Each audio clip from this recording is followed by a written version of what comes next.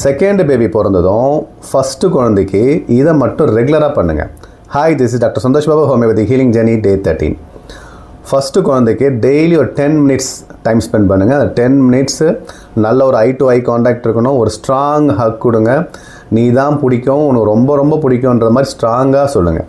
மெயினாக உங்கள் அப்பா அம்மாவும் ரிலேஷன்ஸ் யாருன்னா வீட்டுக்கு வந்தாங்கன்னா அவன் காதுபட, ஃபார் எக்ஸாம்பிள் பிரதோஷ் வந்து இப்போ தம்பியை நல்லா பார்த்துக்கிறான், அவன் தான் எனக்கு ரொம்ப ஹெல்ப்ஃபுல்லாக இருக்கான் அப்படின்ற மாதிரி காதுபட அவனை பாராட்டுங்க.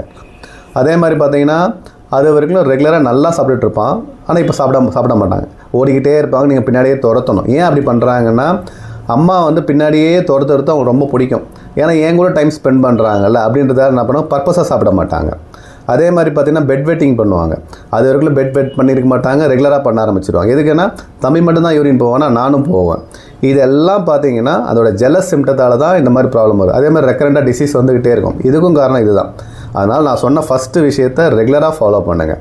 அதே மாதிரி ஹோமியோபதியில் நிறைய மெடிசன்ஸ் இருக்குது.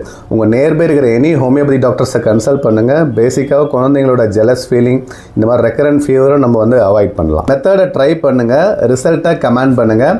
நாளைக்கு குழந்தைகளுக்கு ஏற்படுற ரெக்கரண்ட் டான்சிலைட்டிஸ்க்கு வந்து சர்ஜரி அவசியமாக பார்க்கலாம். நன்றி, வணக்கம்.